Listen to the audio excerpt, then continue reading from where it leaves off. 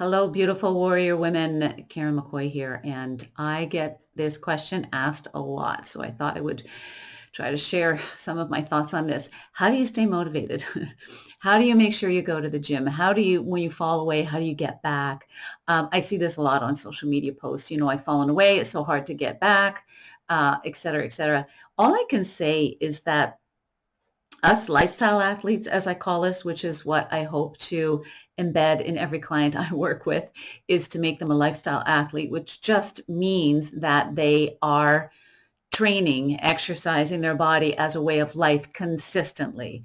So what does it mean consistently? Well, stats, if you like stats, I know a lot of you people who love numbers love stats, 3 times a week minimum from 20 to 30 minutes a day. I don't find this is enough, especially women our age, especially when we're trying to undo, or should I say redo, some years or even decades of not moving our body or living a certain way, which a lot of us have gone through, whether it be raising our babies or just not enough time or illness or just not having the knowledge either. I mean, there's so much knowledge now about training and proper food. Actually, there's too much. I wouldn't even say it's knowledge. There's a lot of other stuff out there, but the point is people are becoming super, super aware of it, which is really great.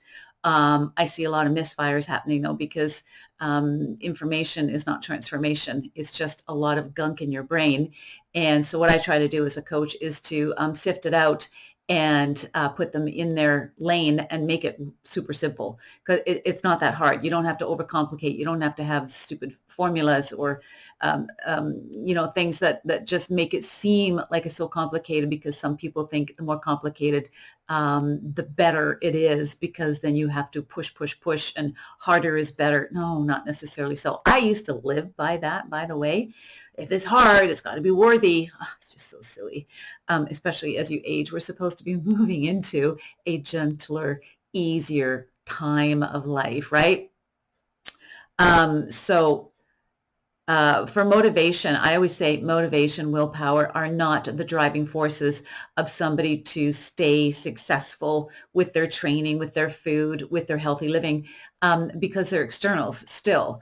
Or I have people saying, well, I got to wait till I feel motivated. Well, no, the only way you're going to motivate yourself and make it intrinsic, so make it an internal fire, is if you go when you don't want to go. And that may feel counterproductive, but that is exactly how you override the procrastination habit or the excuse habit, by doing what you don't want to do. Because everybody knows this saying, all your success happens outside the comfort zone. It's absolutely true.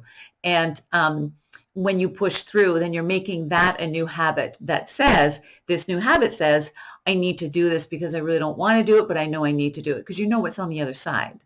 What's on the other side is you feel good. You're looking better. You have more of a walk in your step. You feel more confident. Your day unravels well. All of these things are defining moments that create their own momentum. So for me in my world, I've been training for 40 years. I was not always wanting to train. There were times when I didn't train. There were times when I goofed off. There were times when I let life take me away. There were times when I was sick for quite a few years. I was ill. But once you realize that the option is not pretty, that where you're headed is not where you want to head, that's when you can kind of turn the boat around. And so I always say to women, you can turn the boat around at any age, any time. The longer you've been at the game, it can be easier to get the shaping and the toning and all that kind of stuff, just because, like any skill, you've been at it for a long time. That's all. And success leaves clues. So women who have had athletics their whole life, they're some of the top competitors, and you can see it. Some of them, a lot of them are from gymnastics or track and field or dance, and they started really young, and their bodies are used to that, and they kept going over the decades. So that makes for a very different body, and kudos to them, because they had that kind of movement. I talked to a lot of women that said, well, yeah, I was athletic in high school. Well, I think we all were, but Maybe we all weren't, but back in my day, it was track and field. That's what you had to do, and volleyball and basketball and field hockey, which I hated because I hated getting hurt.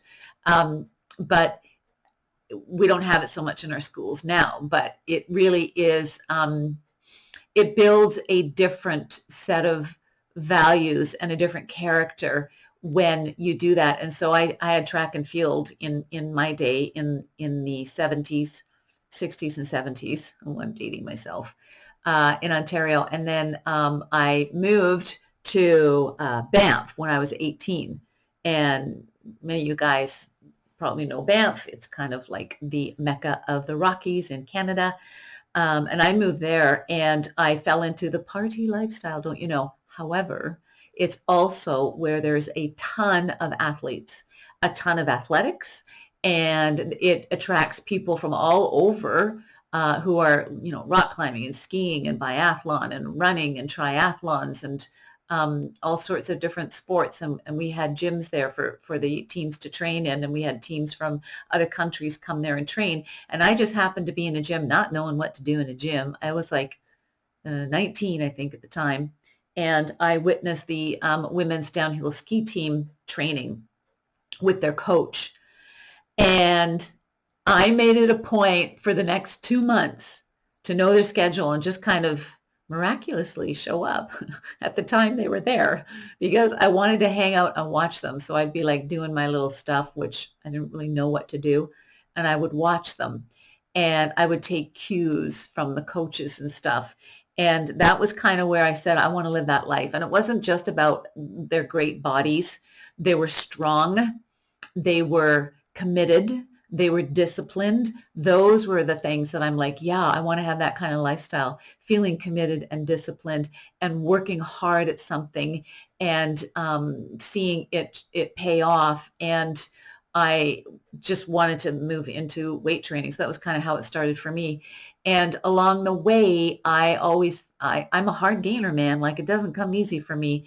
And I had to work really hard at it. But more important than intensity and volume is consistency. That's what I learned years into it. I thought to myself, damn, this whole thing is about consistency. It's really not about the sets and reps and how much weight and what exercises and what order. Those things are important for sure.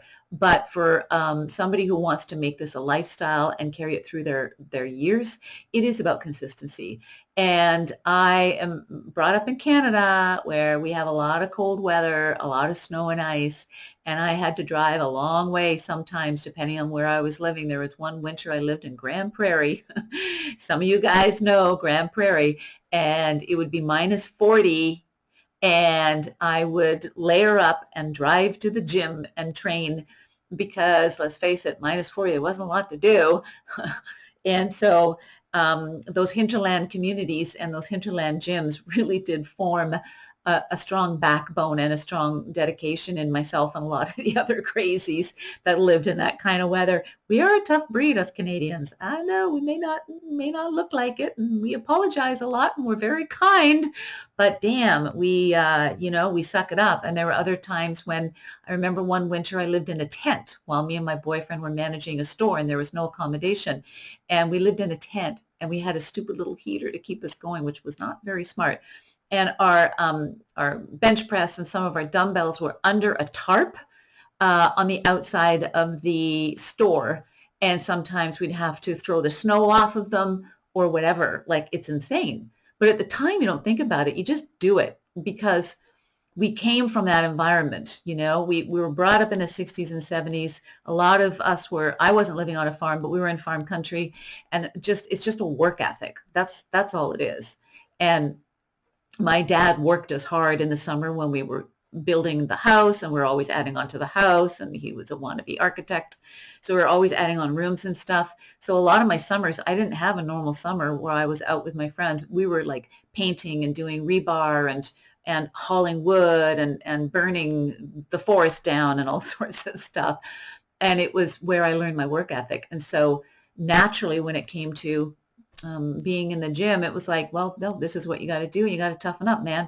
And That's kind of how it is. And then when I did take some time off because I got sick, or another time I fell in with the wrong crowd, um, yes, then I missed it. I missed the feeling of accomplishment. I missed feeling proud of myself. And I eventually found my way back. It took a couple years over each of those little blips, but I found my way back. So what I want to say is motivation is something that you do when you don't want to do it, and that's how you build it. Seriously, that's how you build it. When times are easy, people get easy, right? And when times are tough or where there's a challenge where you don't want to do it, just get your shoes, put them by the front door, get your gym bag, bring your journal or whatever, and set it out the night before. And when you wake up, just keep moving forward into the gym. I never got to the gym door and said, I don't want to work out today. When you make the effort to go there, and for many years, I drove to the gym, many, many years. I now have my own gym on the property, but that's only been the last 7 years. It's a commitment. And also what helped was a lot of times I had a training partner. And over the years, just it changed depending on where I was living, either BC or Alberta, a little bit in Ontario. And that was good because I had to show up for them, right? And so it really is also about not wanting to slip back. And so I've had my moments where I didn't continue to train and I did slip back. And it is hard to get it back, guys. I'm not gonna lie. When you don't do it, it's hard and you lose strength first, but it does come back and it takes time, but it does come back for sure. I've had a hip replacement where I could not train my lower body for 18 months. And it took me 18 months, a year and a half, before I could do a full step up on a bench, just body weight, no weights. But I remembered, okay, it's like I'm starting all over again, like I was starting 40 years ago. And I'm back at the beginning, and this is when it matters. Let's just see what I'm made of. Can I get this back? And everybody was saying, well, you can't train in the gym like you used to. You've got to just be grateful that you can walk straight. And my sports guys, because all my team, physio, acupuncture, chiro, they're all sports people because they have that mentality, and I need that in my world. And my sports physio was like, hell yes, we'll get you back. That's who I need on my team. And I did those exercises every day for over a year, every day, just seeing myself getting back to being able to squat and leg press and feeling strong. And it's just what you have to do. I've always been highly motivated to not fail. I don't want to fail. Even when I go on holidays, my hubby and I, the two things we say is, where's the gym and where's the health food store? And because the last thing I'm going to do when I go on holidays is just to sit and eat and drink forever. Now, I did that in my teens, okay, but not anymore. It doesn't feel good. I don't like how I feel when I do that. And that's just me. And some people are like, whew, I just want to relax. It's been a tough life. Whatever, that's fine. And if you want to, great. But you're going to know that you might have a few extra pounds to lose and might have a hard time getting yourself back into the gym. I just didn't want to slip that far. I don't like slipping that far. And I like the life that I live. I like how I eat and I like how I feel when I move my body. So that's important to me. So everybody loses motivation, guys. There are times when I do not want to train. Right now, it's like -5 outside. We got snow. My gym is not well heated, and it's chilly in there. Doesn't matter. Man, I made it through northern Alberta at -45 and still going to the gym. So I can do it here too. It is what it is. And that's what builds character. That's what builds resilience. That's what builds consistency. And that's where motivation comes. It's more of an inner gur, as I call it. I hope that helps some of you guys. Just decide who you want to be and what's important to you, really.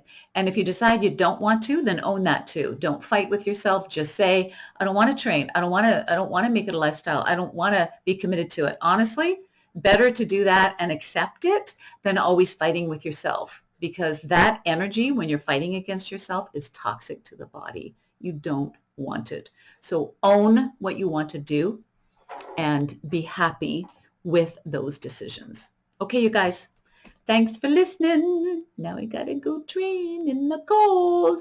Bye.